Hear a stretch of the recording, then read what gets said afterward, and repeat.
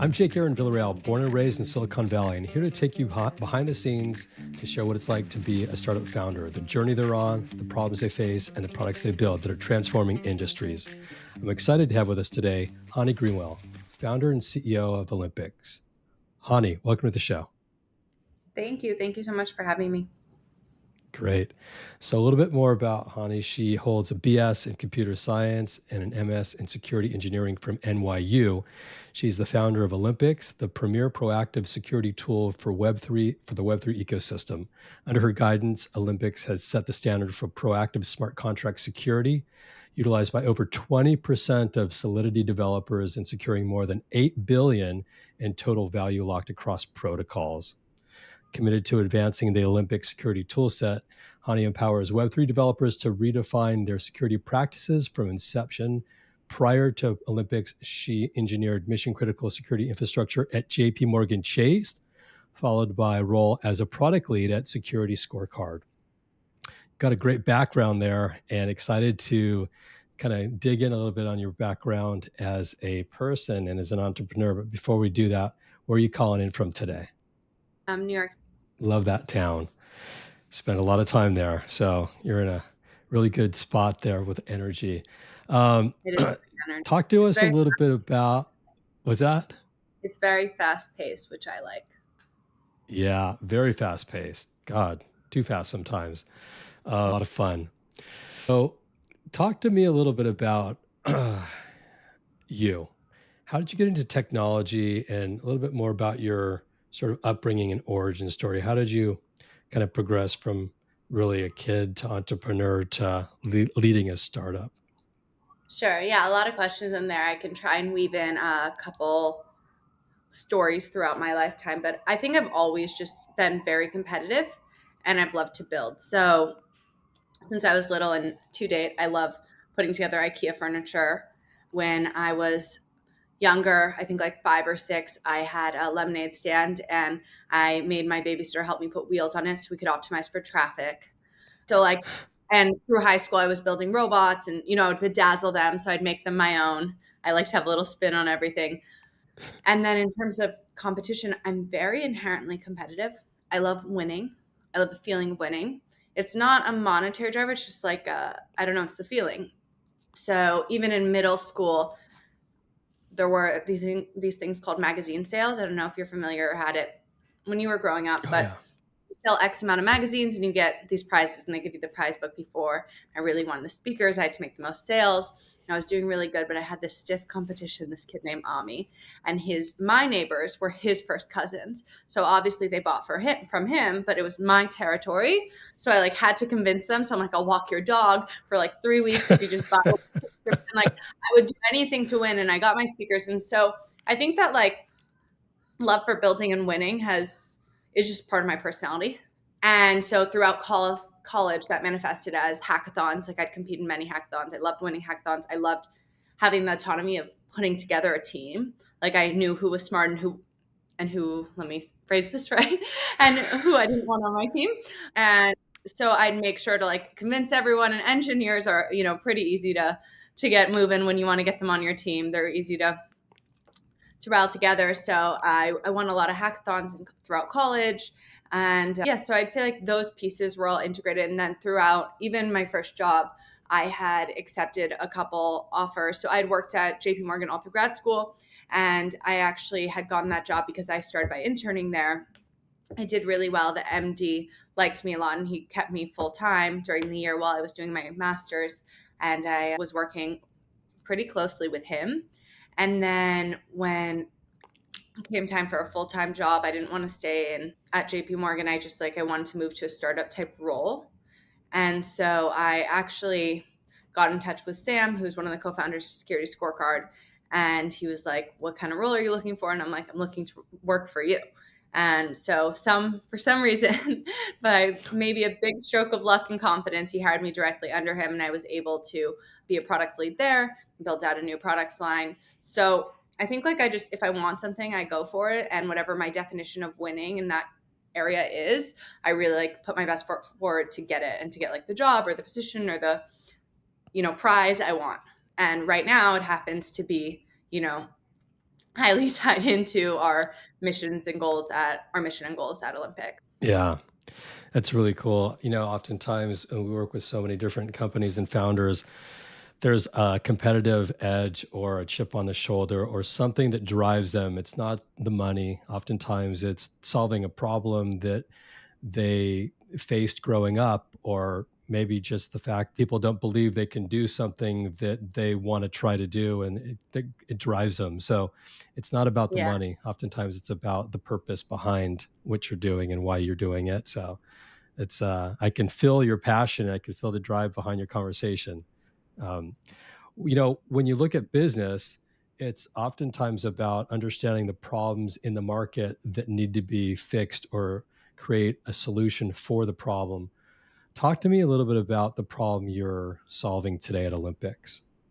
Yeah, so maybe it'd be helpful if I zoom out and I tell you a bit about the Web3 attack surface. Then I jump into kind of how security is approached, before Olympics and after Olympics.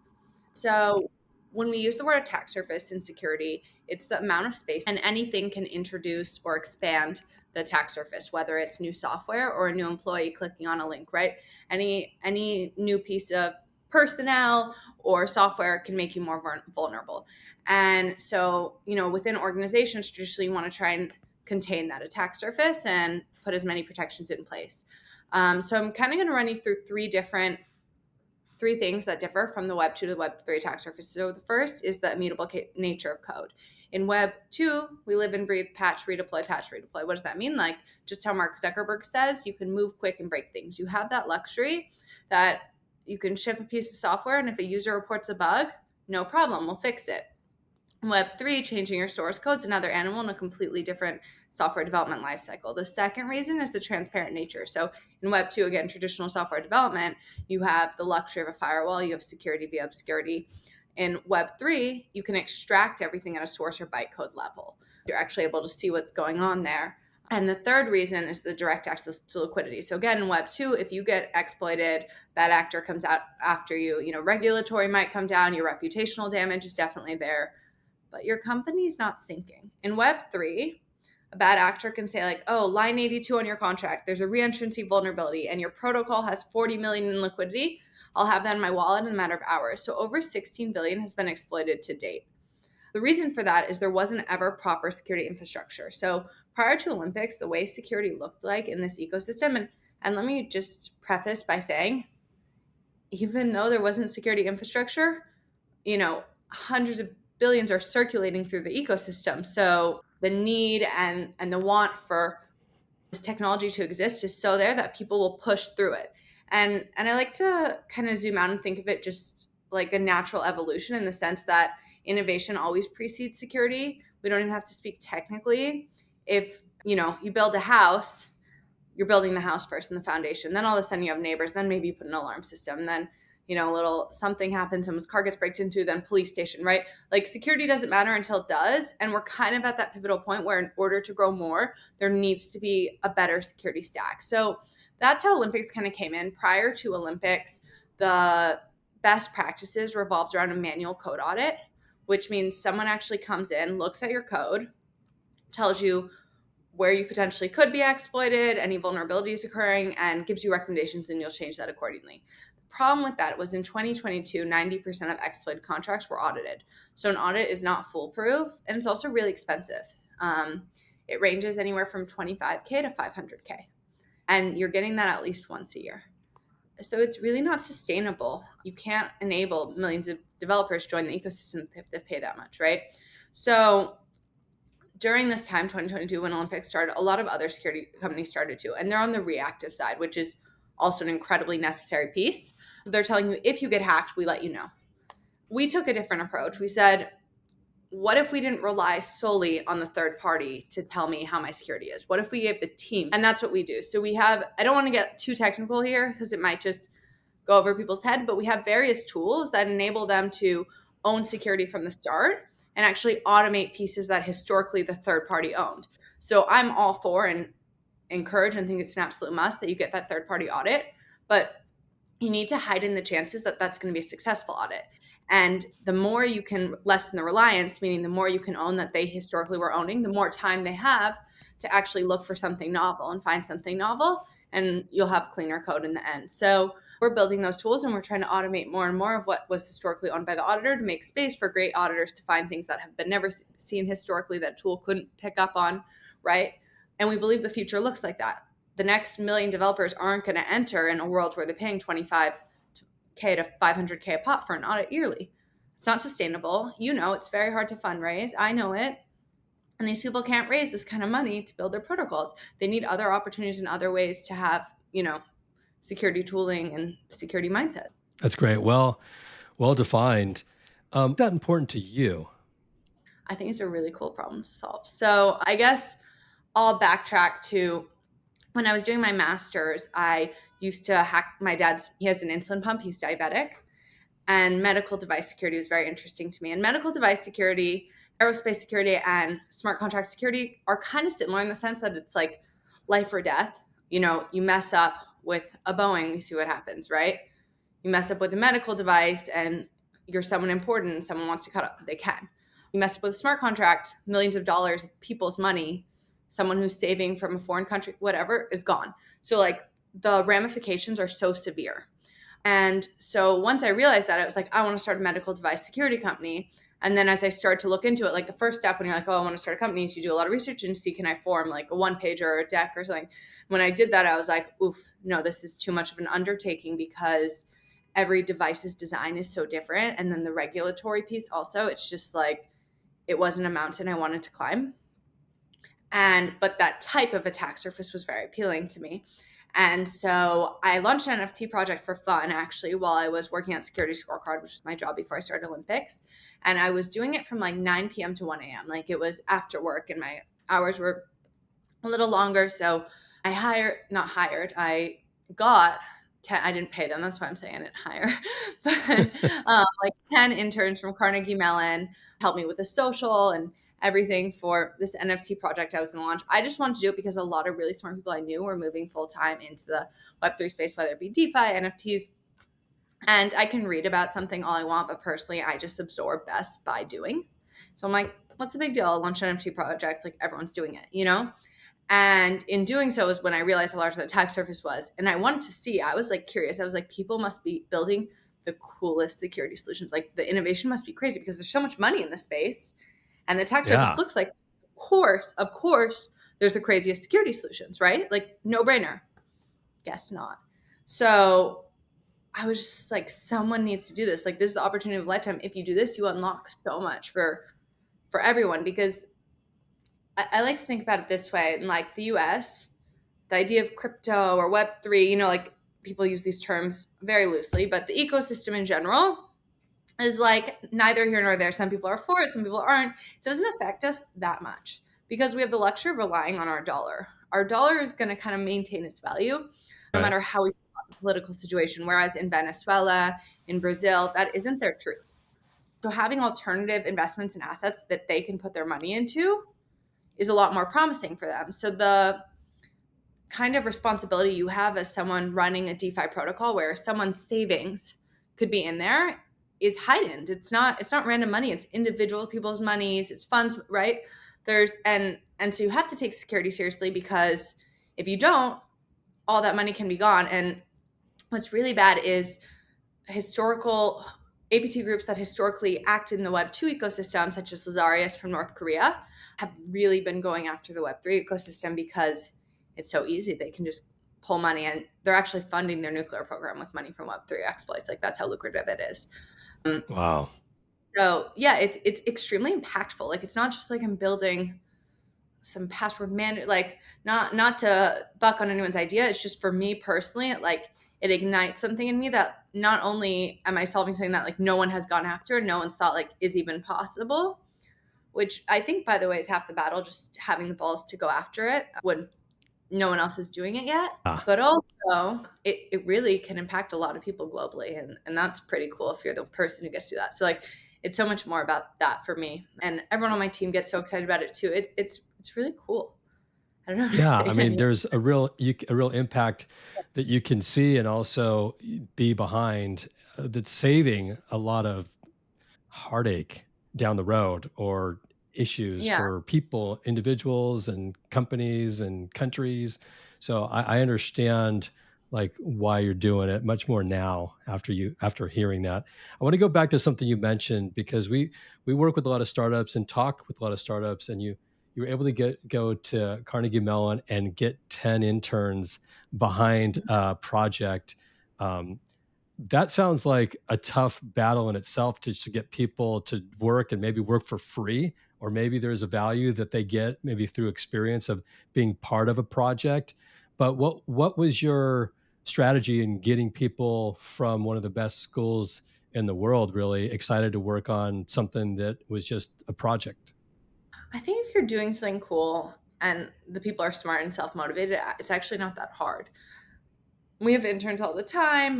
You give them academic credit, so that's how you can legally Okay. have people work for free. So it's benefit for them. It's better than them taking like some random jazz class. And I don't think it's that hard. I think if you're doing something meaningful and they get hands-on experience with the company doing something really big and growing quickly, it's a huge opportunity for them. And I like the kind of people, I'm drawn to the kind of people who jump on every opportunity and ride it and make the most of it and prove and have like a consistent need to prove themselves. And those kind of people like will always show up for projects like this or for like any opportunity where it seems somewhat promising.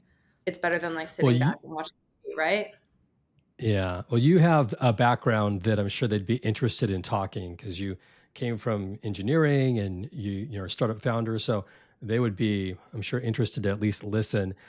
What's the process? Do you reach out to professors? Do you talk to candidates So and those students interns directly? actually came from someone who's now an investor of mine, but through Olympix, we've actually had our fair share of interns. And yeah, you actually just scrape the university pages. So whatever city you're in, you see the university that like you see fit. Like for us, we'll message a lot of people in the security club or the security teachers. We'll say, who are your TAs and A students? Like, will you send this to them? And they'll forward an email. Like, why wouldn't they? It's for their students to have an opportunity. It's a Right. win-win and it's Yeah. forward for them. And then we get a lot of, so Yeah. That's really cool. scrape the big universities, you look for the type of teachers that would be teaching the classes, you ask them for their TAs or best students, and you have them forward. And it's pretty quick turnaround. Yeah. And you give them Wow, academic that's credit. great. I'm sure companies who are listening to this will pick up on that. And we get asked a lot, hey, it's great if you can help us find these really hard to find AI engineers, but it's also, it'd be great to have, some interns that we could train up and educate over the next year or two and really get some, cost benefit for the company, but also create some opportunities for these younger, engineers. So it's just It's really also interesting a to hear good that. like trial period, right? So we had three interns last summer, and one of them is with us now. And so we got 2 months to like really see how incredible he was. And then we're like, we need you on our team. Come join. Yeah. Right. So also getting them before other people get them and like getting the opportunity to work with them is like the biggest privilege in the world because these kind of people who are that level, they can go anywhere. And like you have to know that as a CEO, as a boss, right? That these people and like they have to choose to work for you. When they're that smart, when they're level, like for each person we hire, we probably interview like anywhere from 200 to 300 people, just counting screens, counting all of that. It's a very rigorous process. There's a lot of people who are good, but incredible, no. And like to screen and dig for those, those people are the people that choose to work for you. So you need to like vet them and then you have to make it really appealing for them too. And those type of people tend to want to work on really hard, meaningful problems, which we happen to be solving. So it's like, it's been a good combo. But yeah, it's an undertaking, but it's the most important part of the job, I think. Yeah. 100%. Um, Talk a little bit about the product itself. So you've talked about the problem you solve. If you're a developer out there or an engineer, walk us through, and you can get as technical as you want, the product itself, your tool set. What are they getting? What are they working with? How does it work? So we have a suite of tools ranging from static analysis to automated unit testing, to symbolic execution to mutation testing. So our free, maybe it'd be good for me to just highlight on the tool that we have a free version of that has 25% market share. now. And that tool is a static analyzer. So while you're writing code, think of it like Grammarly for code security. While you're writing code in real time, it's finding vulnerabilities, it's highlighting them, and it's giving you a description of how what they are and how they played out historically in real world exploits. So you're kind of it's creating micro teaching moments for developers and allowing them everyone's human, right? Like just like we make spelling errors, you can make a pattern mistake and accidentally introduce a reentrancy or block timestamps or something like that. It could be catastrophic for your company. So having a tool that's just like looking over your shoulder, letting you know if you do, and non-invasive is very helpful for developers. And our other tools are, I could go into depth with them, but it's very they're pretty technical, but they're just other iterations of finding bugs and potential exploit vectors within the code that could be exploited, and helping you identify them prior to an audit so your team can fix them and Got patch it. them. Got it. Cool. Um, Talk a little bit about who cares about this problem. So when you're out there pitching your product to a company or individuals in general, they're maybe building their own technology platforms. Who are you selling to? Who's interested? Who hears what you're building and go, oh my God, if we don't have that, we're in trouble? Yeah, so it really ranges. If you were to broaden it and say, like, what does the category look like? It's anyone who writes Solidity smart contracts, but we have customers that range from DeFi protocols to stablecoins to gaming platforms. So if you think about it this way, if you know that an audit isn't foolproof and you're paying for that, any additional measure, like usually the people who feel that way and have the budget will get multiple audits. But then you look at a protocol like Euler, who had 6 audits and still got exploited. Like you never feel safe enough in this ecosystem, and the repercussions are so high. Losing your company is not a joke. So any extra piece is very comforting for people, and because we have that track record, people seem to respond quite well when we pitch these tools to them or showcase them to them. And I believe So now who are you 56% pitching? of Fortune 500s, according to Coinbase's report that came out a couple days ago, are building something on chain. So I imagine in the next 2 or 3 years, we'll begin actually working with a good portion of them as That's great. So who in the company would antenna should be going up right well. now when they're listening Yeah, to this? CTO or CISO, depending. Like some of these companies just have a CTO, some have like some security person. It really depends on the size. So, like a couple of companies we were working with now are a lot bigger. So, they of course have really seasoned security teams, which is really cool. The security teams are extra excited because they know every detail. They'll go into like how our compilers built, and then some it's just a CTO who's it's part of his job to own security. So, on top of being a CTO, he's trying to be a CISO and he has all these hats Right. on. So, anything to make that easier, again, very responsive to that. But specific to Web3, correct? Yes, specific to Web3, they have Yeah. to be writing Solidity smart contracts for Yeah. us to be Okay. relevant or That's great. helpful to them in any way. Yeah. As you look at your company today, how big are you as an organization, as You mean employee base? Yeah. 6 people. We're really small. We're Okay. really lean. Yeah. Okay. That's great. More than half of our customer base is, under 20 employees. So that's pretty normal. But, they say that with technology today, and AI in particular, there's going to be, three people companies that will be $1 billion in revenue, just based Mhm. on the ability to take a technology and scale it out. So small can be really, really good. And I guess when you look at your company today, what's the biggest challenge you're facing? It's a good question. I would actually say probably building to demand. Like it comes in waves, and sometimes we feel like we don't have enough people. So a lot of us wear a lot of hats. So I'd say it's just very exhausting, but like in a good way. It's a really good problem to Hmm. have. And I think the problem changes every couple months. But like if you were to ask me this week or the last like month, it's really building to demand. We have so many different things coming from different customers that they want, that they want to see, or they want to onboard, and we're like trying to get everything on the calendar. And then I'm going to the conference in Brussels. So we have a week that we're not there because we're at the conference. And so I think headcount is probably the biggest thing, but it just doesn't make sense for us to expand our headcount quite yet because we haven't done like an additional fundraising round. We want to hit certain milestones first. So just at that push through phase, I think it's a really healthy place to be. Yeah. It's a good place to be, and it's also one that can be exhausting at times, but rewarding as well as you kind of break through and get to that next level. So we kind of I hear where you're at. It's not an uncommon challenge to be facing. Right, Every because we company like goes through. market fit. We have people paying. We have significant market share. We've done a lot, but it's like we want to hit more milestones before we go out for a fundraise. So it's like that in between. You're just trying to like how far can you get on this race, before you take a water break.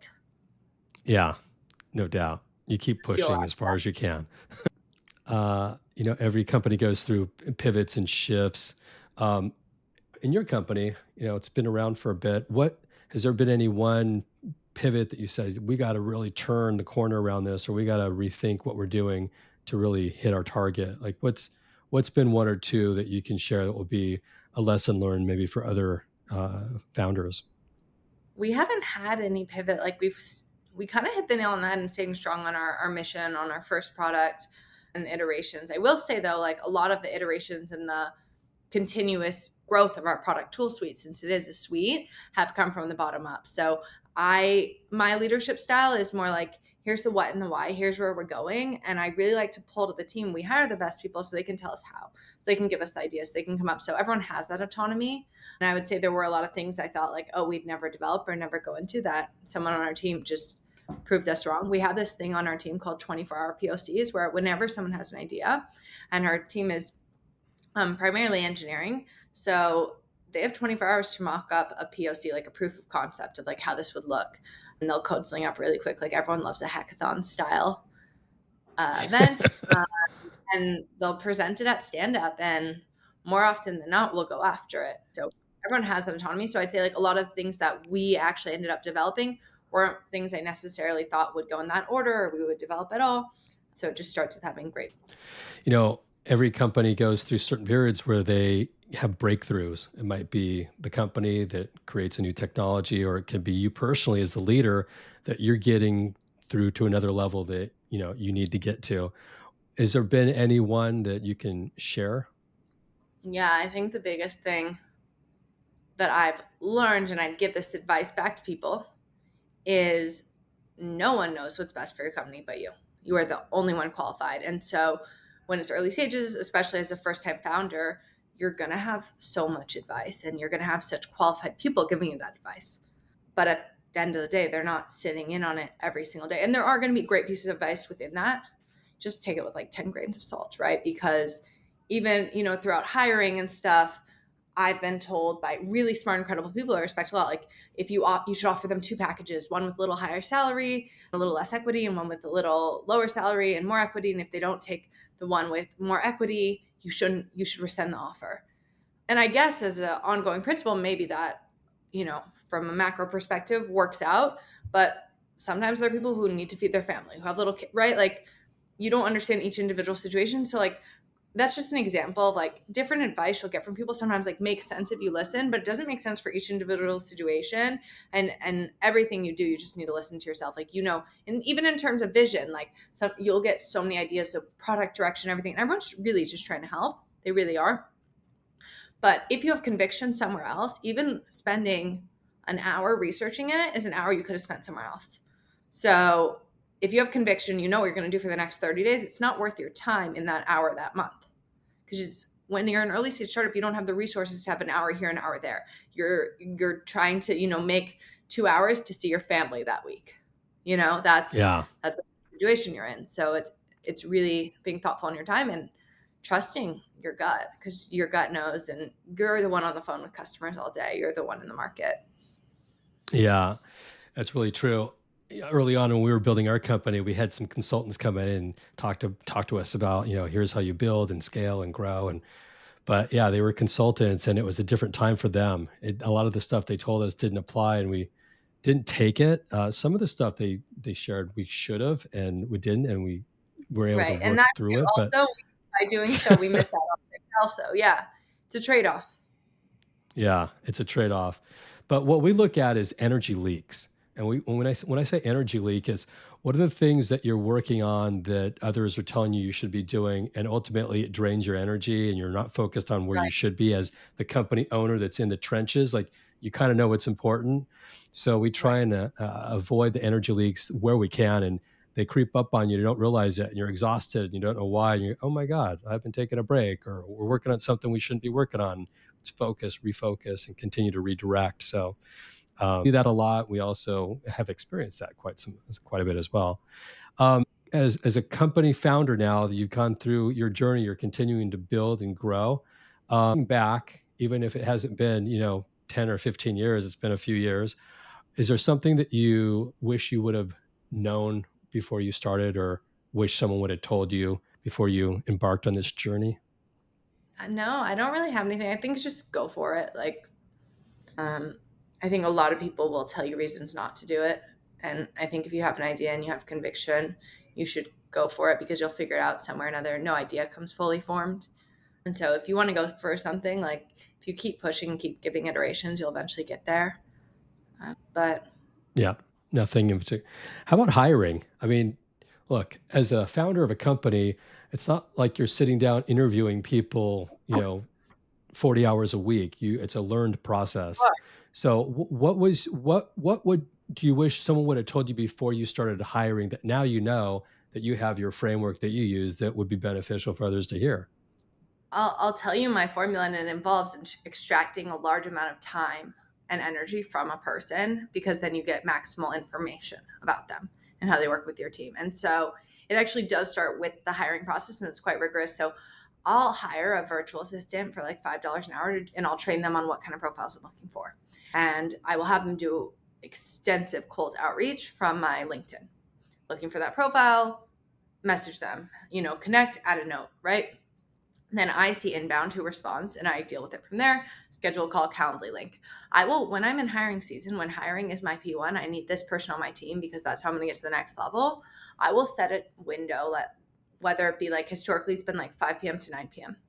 And Monday through Thursday, sometimes even Sunday through Thursday, 5 p.m. to 9 p.m., my Calendly, that's nonstop 15-minute screens, right? And that's the first level for anyone. And most people can pass the screen, probably like 30% don't. Then from there, you're sending them a long assignment. So I actually will tailor an assignment of like, for example, a problem we're currently trying to solve, and I'll say, come back with how you would approach this. And people will come back with all different kinds of ideas. So anything varying from, a code POC, so actually building it out, to a slideshow, to a 10-page document. And it really helps us understand, like, how do they think, how do they put research together, how do they articulate their ideas, and we get a good sense of how committed they are to solving the problem. And they, because you give them a problem you're already solving, they begin to fall in love with kind of what the company's doing because they're touching it, which is what you want. You want someone just as invested as you are. From there, they present it. Then we do taking you through the engineering hiring process because that's what we do most of the time. The code walkthrough. So we have them bring a piece of code they're proud of, and we ask them questions about it, understand their design decision making, understand how they write code, what type of code they write, which one they chose, tells us a lot about them. And then from there, this is the most important step that I think everyone should do, is a full day in person. And so we ask them to take a day off work, or we'll flex and do a Sunday. We'll compensate them for that day. And during that day, you're going to be given a challenge, and you're going to get the opportunity to work with people from our team on that challenge. So you're going to be like owning the project, but like throughout the day, multiple touch points with members of our team who are going to collaborate with you and help you bounce ideas. And after that, we 100% know, is this person for us or not? And they also 100% know, is this company for me or not? Because they've spent so much time. It's almost a foolproof formula, in my opinion. So Yeah. extract an energy, and you'll know. Because usually, if Yeah. someone hires, they know in the first week also. So if you can get that amount of hours out of them before the job, you also know how committed they are. Listen, it's Yeah. intense and whatever, but you have to be intense or whatever when you're an early stage startup and have limited resources, and mishiring is really expensive. Yeah. It's 50 to 100% of the replacement of a bad hire is really what the numbers look like. What have you learned about yourself as a leader? Like, what have you felt like I'm really good here and I need to get better there? So I'm really good at, I think I lean into my natural leadership style, which is a little bit more hands off and more set a direction and give people space. And I have a natural, like, I'm naturally pretty empathetic, I'd say. And so people are able to share and be close to me. And like, our team is very close knit. Uh, so I think people really love working on Olympics. I'd say where I could work on is because I'm so overwhelmed with kind of everything I'm doing. Just like everyone, I wear a lot of hats, but my schedule is usually, 8 p.m. to 9 p.m. booked back to back, pretty much daily. And so what I've had to do in order to make sure I'm checking in with everyone is setting up just like I think it stands pretty normal, but like it was just something that I had to set into my routine was weekly one-on-ones, metric tracking, Mhm. stuff like that. I don't think it was hard or like didn't wasn't natural. It was just new to me. So you just have to like learn what you have to do to support people and then set it up. I'm trying to think where I lack. That's great. I like that. I like the confidence, and obviously you've got a good product, and it sounds like a great team that is bought into solving a really massive problem with a great mission. What are you excited about? What's on the roadmap as we're really halfway through 2024, heading into 2025? I'm excited about it being real. So, what I mean by that is when you start a company, it's a vision, and hopefully you get funding. Okay, then you get funding. Hopefully, I can hire a team. Okay, then you hire a fantastic team. Hopefully, I can build something. Okay, you build something. Hopefully, people will adopt it. Okay, they adopt it. Hopefully, people will pay. Okay, they pay. Then it's real. Then it's just like, how fast can you run? So, finally being at that place where I'd say like it's real. That's how I articulate it. I'm really excited about, and then just the immense opportunity that comes with it being real on like what we get to build. And so our roadmap varies, but just more security tools that are going to automate more and more what historically was a manual process is pretty cool. And then bringing on new team members, like we just timed an exciting, really cool new team member who has over 30 years of experience, formerly a CTO, Wow. incredible. And so, like, as you become more and more real, like, I guess you get product market fit and these pieces, if you want to technically define them with startup words. Also, people who maybe historically wouldn't come work with you will. And then your team gets up leveled, and then everything gets up leveled. So you just get more and more excited for the next step. Yeah, I couldn't be Yeah. more excited. I think it's a lot more uncertain in the early days. Yeah. That's great. Well, I can feel your passion. So excited about where things head for you. If anyone wants to find you or find your company Olympics, where do they go? And just add me on LinkedIn and then Olympix.ai for our website. Great. Well, thanks so much for coming on here today. I really appreciate your time and sharing your story. And for all the listeners listening, it means a lot to me that you spent it with us. I'm your host, Jake Aaron Villarreal. Signing off for now. Can't wait to catch up with you all in the next episode. Until then, take care. Before we wrap up, I want to give a big shout out to all the entrepreneurs that are joining to make this podcast possible. And for all the listeners for listening. It means the world to me that you chose to spend your time with us today. I'm your host, Jake Aaron Villarreal, signing off for now, but can't wait to connect with you all soon on the next episode. Take care. This show is sponsored by Match Relevant, the company that helps venture-backed startups find the best people in the market, and they do it in 3 simple steps. First, they sit down with founders to understand their story. Second, they tell their story into multiple candidate channels. And third, they schedule interviews within 48 hours. Find us at matchrelevant.com to learn more about how we do it.